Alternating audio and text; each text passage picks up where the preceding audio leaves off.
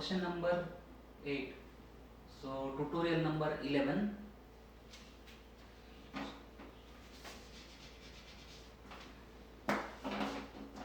Tutorial number 11 में आपका स्वागत है। मेरा नाम प्रभाकर। जनाहट जी के यूट्यूब चैनल स्टार्ट किया, वो अकाउंटिंग को सिंपल वे से आपको आप तक पहुंचाए।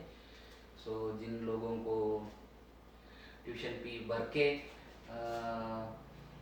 या कोचिंग क्लासेस जाके स्टडी नहीं कर पाते, ऑनलाइन कोर्सेज कर रहे हैं, उन लोगों के लिए इजी होगा ये। सो हम लोग किधर थे? क्वेश्चन नंबर 4 ट्रू और फॉल्स में 7 तक कंप्लीट हुआ था।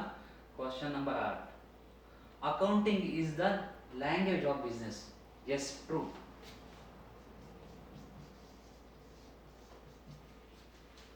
सो अकाउंटिंग बोलता है, फिगर्स बोलता है, नंबर्स बोलता है। सो मैंने मार्केट में जाके मैंने एक्सप्रेस ट्रांसपोर्टेशन कंपनी स्टार्ट किया, HDFC बैंक में गया, मेरा एक्सप्रेस ट्रांसपोर्टेशन कंपनी है, मुझे ओवरड्राफ्ट फैसिलिटी चाहिए, आप ओवरड्राफ्ट फैसिलिटी मुझे दे दीजिए।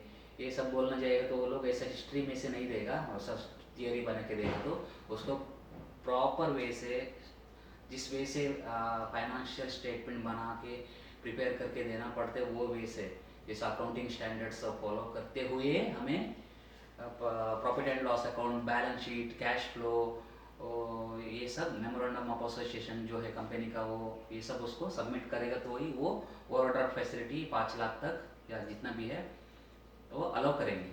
तो मेरा accounting is the language of my business, is true. Okay. In civilization, accounting was done by owners. In civilization, accounting was done by owners. It's a false statement.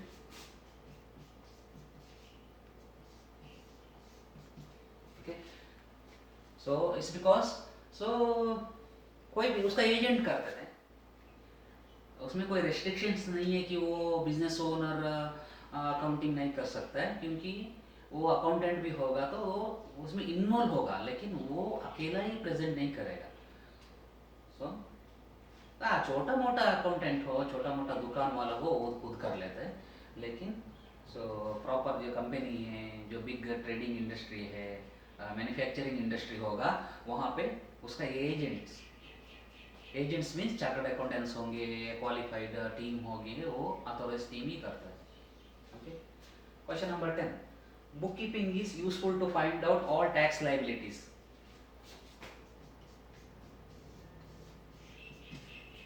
Yes.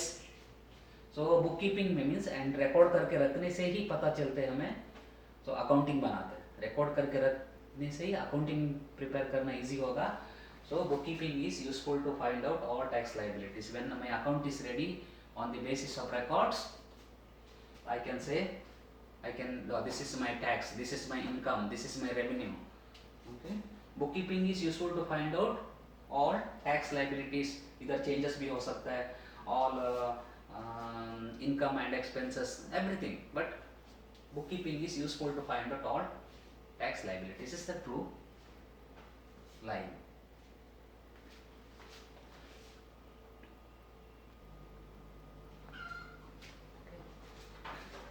Question number 5, agree or disagree. Is same as true or false. और आप agree होते हैं क्या? नहीं होता है वो, ठीक है। Accounting is one. Accounting is useful only to the owner. No, so disagree. Because accounting is useful to everyone. Business owner, management, staff, bank, government authorities, tax authorities, public at large. Okay. So disagree.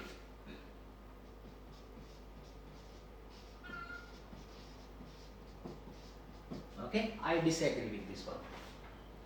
मैं उससे agree नहीं हूँ। Second, bookkeeping is an art, science and profession. Agree. Okay, ज़्यादा उसमें discussion करना नहीं है। Bills payable is an asset of the business. देखो नया वर्ड आ गया।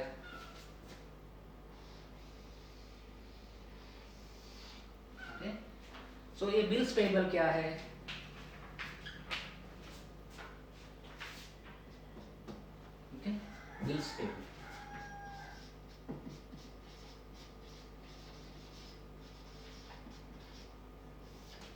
सो हम लोग स्टडी करते हैं बिल्स पेबल क्या है। डिटेल में नहीं करेंगे, वो बिल्स पेबल का चैप्टर आएंगे तभी करेंगे, अभी हम लोग बिल्स पेबल क्या है ये समझ लेते हैं। सो अभी के लिए आपको बिल्स पेबल मतलब XYZ ट्रांसपोर्टेशन कंपनी जिससे भी सामान परचेस किया हुआ है वो उसको पे करना है। सो आप अज्यूम कर लीजिए, अभी अभी के लिए आप इतना जानना काफ़ी है आपके लिए कि क्रेडिटर्स, सप्लायर्स, ओके, अभी के लिए सप्लायर्स,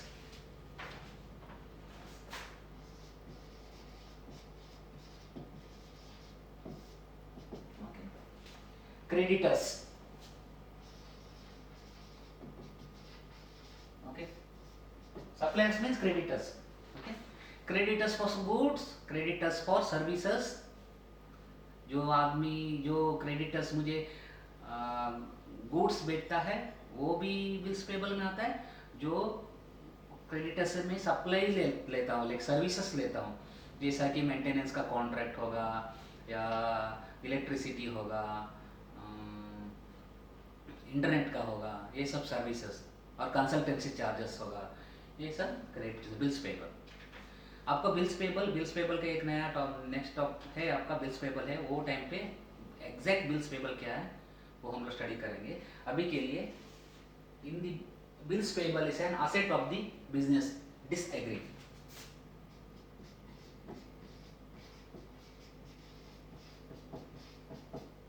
दैट मीन्स लायबिलिटी, हमको पे करना है लोगों को, बिल्स पेबल।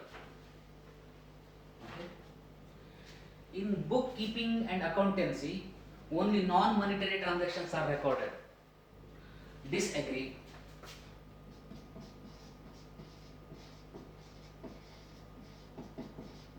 Okay? क्या non-monetary transactions? Okay? आपको वर्ड्स पे, लाइन पे ध्यान देना है।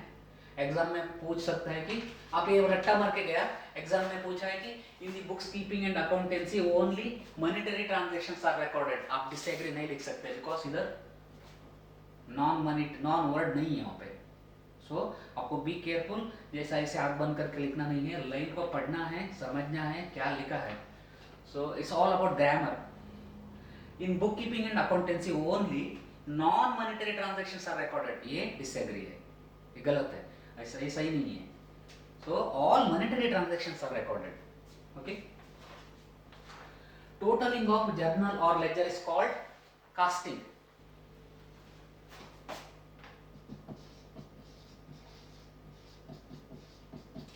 Agree. Casting means क्या है?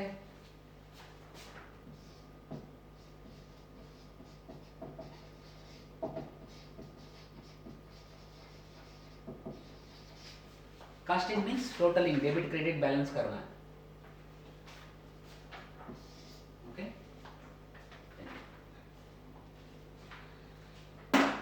सो क्वेश्चन नंबर 6 पे आ जाता है।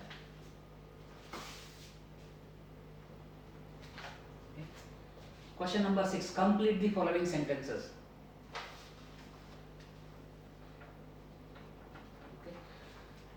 Complete the following sentences is called fill in the blanks.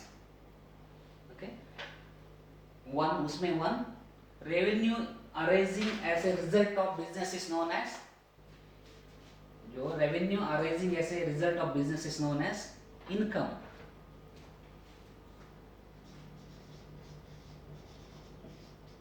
Okay, ये प्रॉफिट नहीं है, ये रेवेन्यू है, रेवेन्यू का अदर वर्ड, या इनकम या प्रॉफिट, या sorry, revenue arising as a result of business is known as income. Excess of gross profit or operating expenses is, अभी देखो operating expenses नया शब्द, नया वर्ड आ गया। Excess of gross profit over operating expense is operating profit.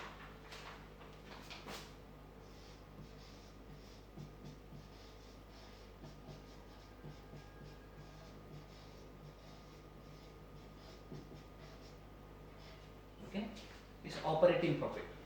Operating expenses, operating profit. Okay. So इसमें operating profit और non operating profit भी होता है, वो हम लोग थोड़ा देख लेते हैं। चलो,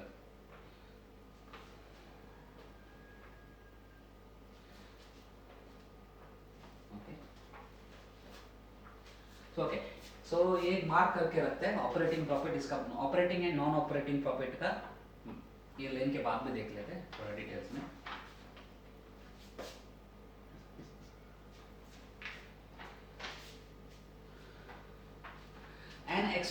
Third, an expenditure basically revenue in nature, but benefits of which is not exhausted within 1 year is called deferred revenue expenditure.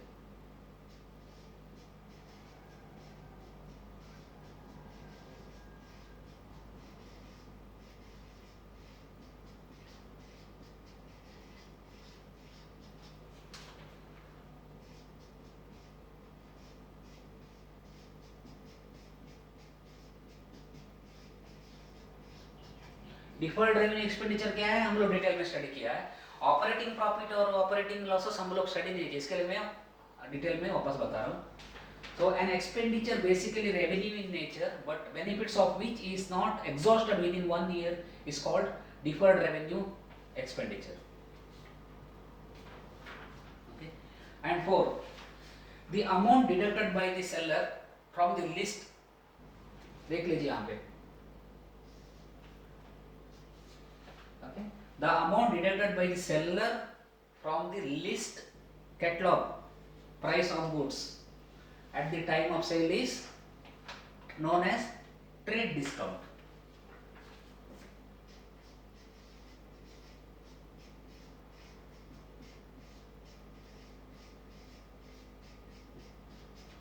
Okay, ये कैटलॉग प्राइस में, सेल प्राइस में, लिस्ट प्राइस में से डिडक्टेड है। ओके, ये भी हम लोग डिटेल में पढ़ा है, आप देख लीजिए, गो बैक थ्रू करके आप एपिसोड नंबर 1 to 10 तक देख लीजिए, उसमें आपको वो सब डिटेल में एक्सप्लेन किया हुआ है।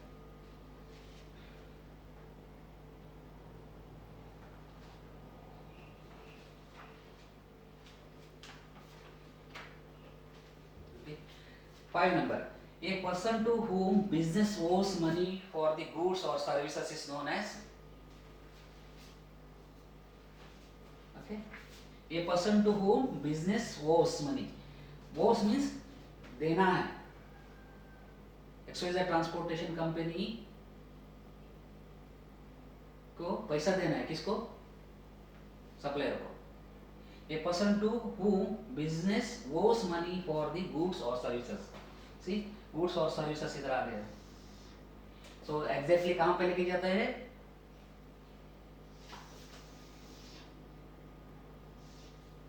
okay, suppliers or creditors, known as creditors, overall term is creditors.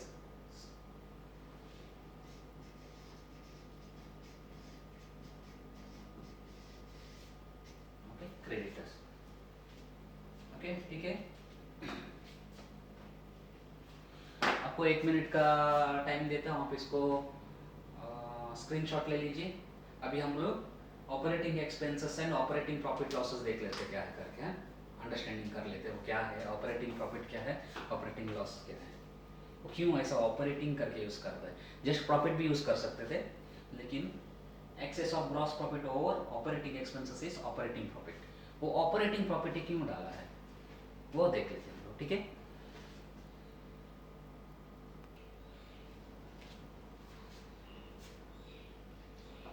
Hello, so students, अभी हम लोग स्टडी कर लेंगे operating and non operating profits क्या है ये हम स्टिल अभी हम लोग किधर है, chapter number 1 bookkeeping and accountancy, introduction to bookkeeping and accountancy. ये एक लाइन आइटम नहीं थे, एक क्वेश्चन एक्सरसाइज नंबर 6 में आए थे, ये एक वर्ड आए थे ऑपरेटिंग एक्सपेंसेस, एक्सेस और एक्सपेंसेस, वो क्वेश्चन नंबर 6 पे आए थे। सो एक्सेस ऑफ इनकम और ऑपरेटिंग इनकम और ऑपरेटिंग एक्सपेंसेस, ओके। अभी हम लोग उसका डिटेल में स्टडी करेंगे, क्योंकि ये एक समझ के लेगा ना, सो आगे जाके आपको इजी पड़ेगा।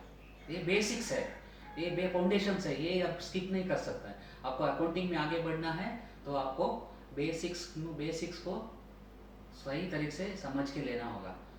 सो ऐसा ऊपर ऊपर से पढ़ के फायदा नहीं है, किधर भी वो आपको लेके नहीं जाएगा। ठीक है। So operating and non operating profits. Okay. So इसका एक थोड़ा सा ब्रीफिंग दूंगा। मेरा ट्रांसपोर्टेशन बिजनेस है, XYZ ट्रांसपोर्टेशन कंपनी का ट्रांसपोर्टेशन बिजनेस है। तो मैंने जब भी कंपनी स्टार्ट किया, मेरा memorandum and articles of association में मेरा डिक्लेयर किया मेरा बिजनेस क्या है, मैं क्या क्या चीज़ में डील करूँगा। सो अगर मैंने उसमें डिक्लेयर किया हुआ है मेरा transportation business means only transportation, hiring, rental of bus, car, this kind of things, services, tourist, ये सब मैंने लिखा उसमें। सो वो उसका थ्रू से जो भी रेवेन्यू आता है, वो बिजनेस करके जो भी रेवेन्यू आता है वो मेरा ऑपरेटिंग प्रॉफिट है। ओके।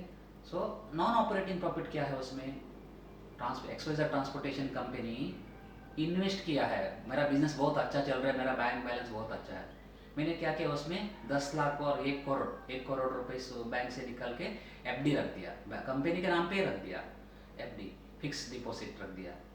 सो वो क्या है, वो मेरा बिजनेस नहीं है ना। फिक्स डिपॉजिट रख के मनी बनाना मेरा XYZ ट्रांसपोर्टेशन कंपनी का बिजनेस नहीं है, वो ऑपरेटिंग नहीं है, ऑपरेशंस नहीं है मेरा। सो वो उससे जो इंटरेस्ट आता है वो मेरा नॉन ऑपरेटिंग इनकम है, नॉन ऑपरेटिंग प्रॉफिट है वो, non operating income, non operating expenses होगा। सो अभी एक एग्जांपल का थ्रू से समझ लेते हैं। सो XYZ ट्रांसपोर्टेशन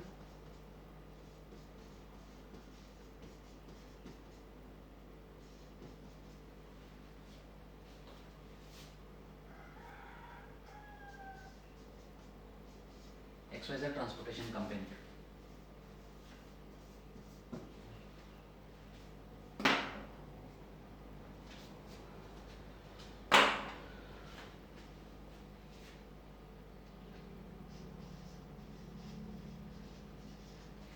मेरा पूरा ईयर का रेवेन्यू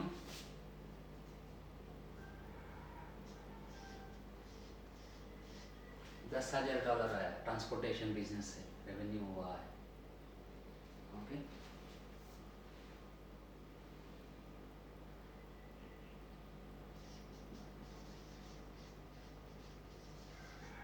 एक्सपेंसेस जो भी है, सैलरी, फ्यूल, रेंट, ओके।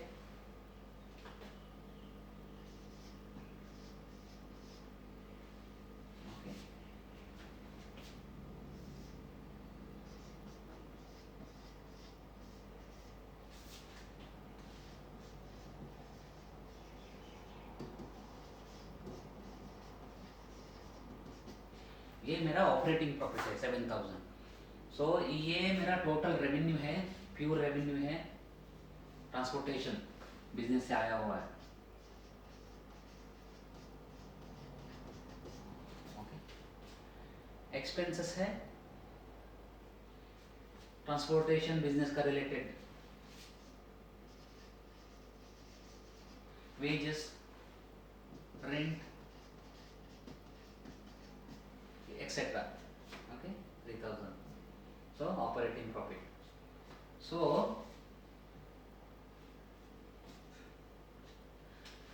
इसमें ऑपरेटिंग प्रॉफिट हो गया,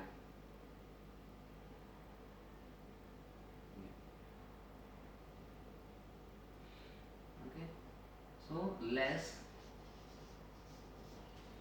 non operating expenses,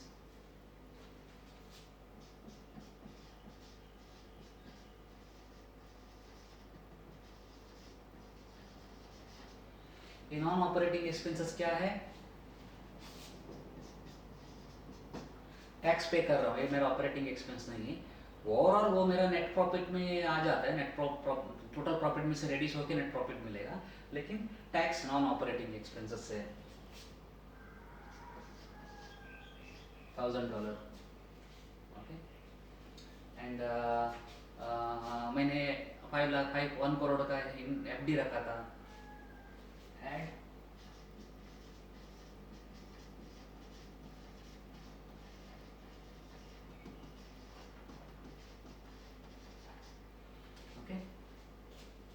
add non operating income,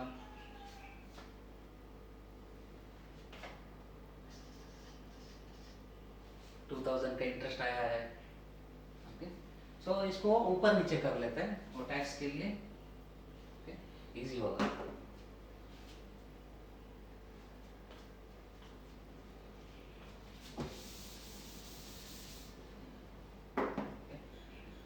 पहले नॉन ऑपरेटिंग एक्सपेंस ही देख लेते, उसमें बहुत सारा और भी है। नॉन ऑपरेटिंग एक्सपेंसेस टैक्स होगा, डिविडेंड पे आउट किया हुआ,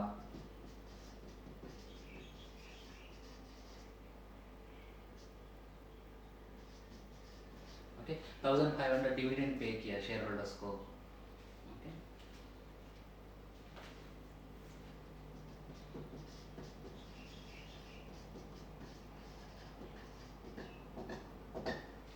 मैंने एफडी रखा था बैंक में, सॉरी ओवरड्राफ्ट फैसिलिटी था मेरा बैंक में, उसका मैंने इंटरेस्ट जा रहा है ₹300 इंटरेस्ट पे किया। ये सब नॉन ऑपरेटिंग एक्सपेंसेस है।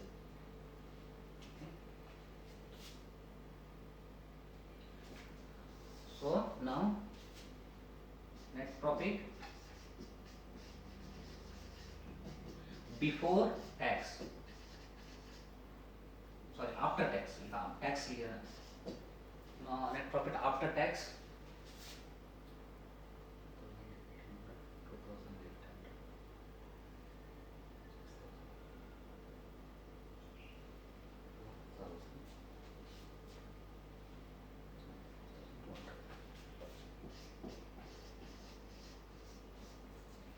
4200 इसमें net profit, operating profit, okay.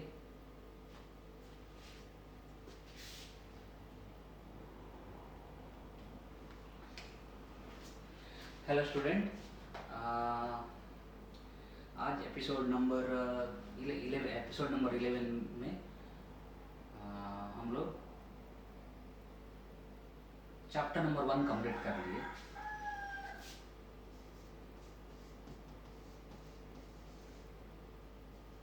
Episode 1 to episode 1 to 11 तक हम लोग chapter number 1 bookkeeping and accountancy study कर लिया। उसमें एक्सरसाइज भी इंक्लूड हुआ है।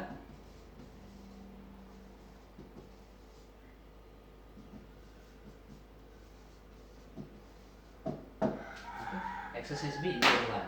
मैं आप सब लोगों को रिक्वेस्ट करता हूँ, आप सब लोग अच्छी तरह से स्टडी कीजिए, एंजॉय कीजिए, एक चैलेंजिंग वे से इसको एक्सेप्ट कर लीजिए। अकाउंटिंग सब्जेक्ट को एक इजी सब्जेक्ट है, सो कॉमन सेंस और बेसिक अंडरस्टैंडिंग आप उसको ले लेते हो तो आपका अकाउंटिंग बहुत स्ट्रांग हो जाएंगे।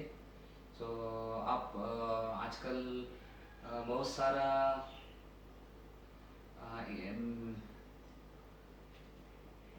बहुत सारा तरीका है आपको